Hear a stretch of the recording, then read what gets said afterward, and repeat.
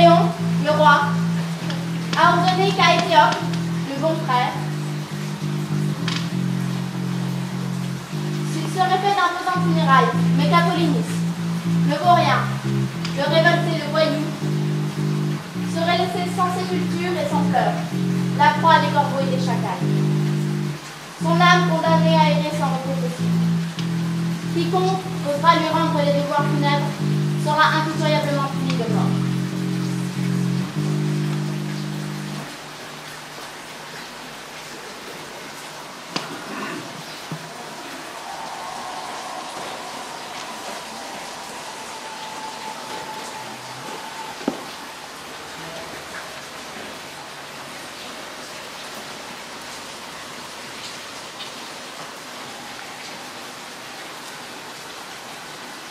Bon, Antigone, où es-tu?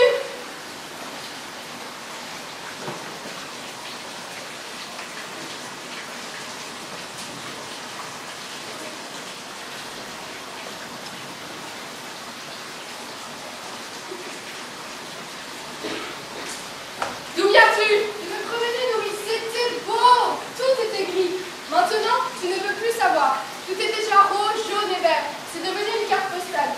Il faut te lever plus tôt, Nourrice, si tu veux voir un monde sans couleur. Je me lève quand il fait encore noir. Je vais à ta chambre pour voir si tu n'étais pas découverte en dormant et je ne te trouve plus dans ton lit. J'attends encore, Nourrice. Je l'ai surpris. Je l'ai vu sans qu'il s'en doute. C'est beau, un jardin qui ne pense pas encore aux hommes. Tu es sorti, j'étais à la porte du fond, tu l'avais laissé entrebâillé. Dans les champs, c'était tout mouillé. Et cela attendait. Tout attendait. Je faisais un bruit énorme toute seule dans la campagne. Et j'étais gênée, parce que je savais que ce n'était pas moi qu'on attendait. Alors j'ai enlevé mes sandales et je me suis glissée dans la campagne sans qu'elle s'en aperçoive. Il va falloir te laver les pieds avant de te recoucher. Je ne me recoucherai pas ce matin. À 4 heures. Il n'était pas 4 heures. Je me lève pour voir si elle ne s'est pas découverte et je ne te trouve plus dans ton lit.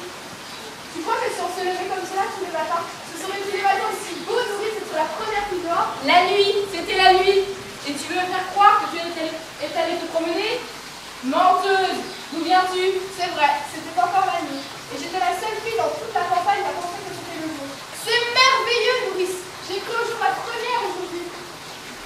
Tu es sortie, hein? Dis non peut-être.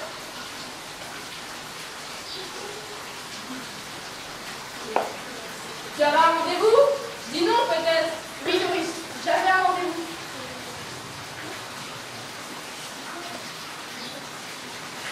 Tu as un amoureux? Oui, Nourrice. Oui, le pauvre. J'ai un amoureux. Ah, c'est du propre, ah, c'est du joli. Toi, la fille d'un roi. Donnez-vous du mal pour les élever.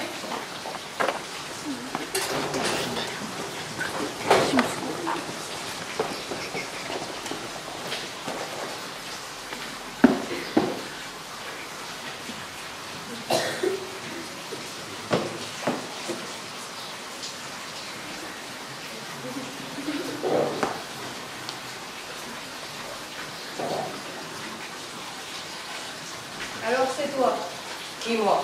mon dernier visage d'homme, Pourquoi? que je te regarde. Ça va? C'est toi qui m'as arrêté tout à l'heure. Oui, c'est moi. Tu m'as fait mal. Tu n'avais pas besoin de me faire mal. Est-ce que j'avais l'air de vouloir me sauver? Allez, allez, pas d'histoire. Si ça n'était pas vous, c'est moi qui y passais. Quel âge as-tu? 39 ans. As-tu des enfants? Oui, 2. Tu les aimes? Cela ne vous regarde pas.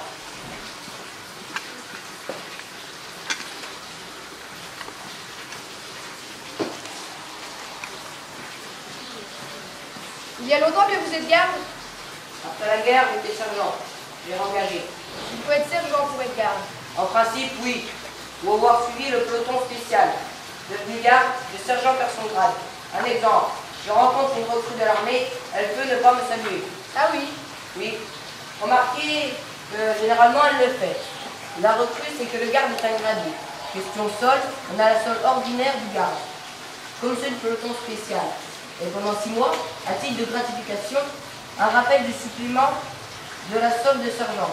Seulement comme garde, on a d'autres avantages, logement, chauffage, allocation. Finalement, le garde, marié avec 2 enfants, arrive à se faire plus que le sergent de la petite. Ah oui? Oui, c'est ce qui nous explique la rivalité entre le garde et le sergent. Vous avez peut-être pu remarquer que le sergent affecte de mépriser le garde. Leur grand argument, c'est l'avancement. D'un sens, c'est juste. L'avancement du garde est plus lent et plus difficile que dans l'armée. Mais vous ne devez pas oublier qu'un brigadier des gardes, c'est autre chose qu'un sergent-chef. Écoute, Oui. je vais mourir tout à l'heure.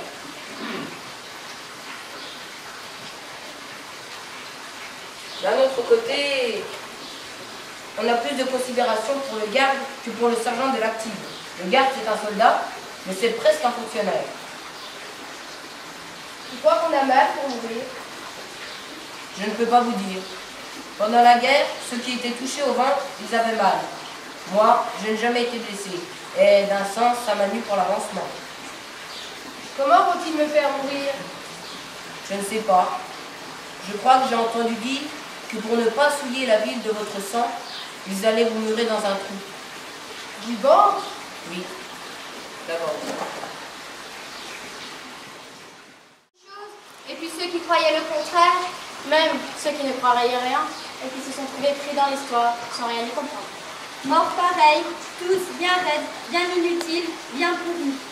Et ceux qui vivent encore vont commencer tout doucement à les oublier et à confondre leurs noms.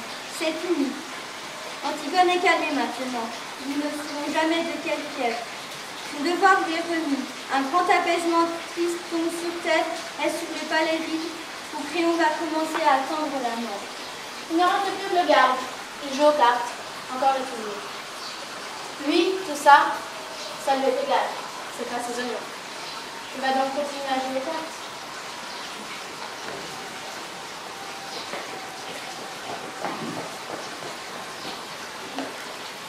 Dégage! Allez! Allez, vite! Allez, allez! Là, vite! Allez! Dégage!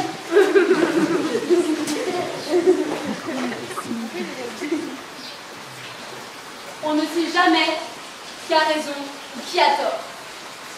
C'est difficile de juger. Moi, j'ai longtemps donné raison à tout le monde. Jusqu'au jour où je me suis aperçue que la plupart des gens à qui je donnais raison avaient tort. Donc, j'avais raison. Par conséquent, j'avais tort. Tort de donner raison à des gens qui avaient le tort de croire qu'ils avaient raison. C'est-à-dire que moi qui n'avais pas tort, je n'avais aucune raison de ne pas donner tort à des gens qui prétendaient avoir raison alors qu'ils avaient tort. J'ai raison, puisqu'ils avaient tort. Et sans raison encore. Là, j'insiste parce que moi aussi, il arrive que j'ai tort. Mais quand j'ai tort, j'ai mes raisons que je ne donne pas. Je saurais reconnaître mes torts. J'ai raison, non? Remarquez, il m'arrive aussi de donner raison à des gens qui ont raison aussi. Et là encore, c'est un tort. C'est comme si je donnais tort à des gens qui ont tort. Il n'y a pas de raison.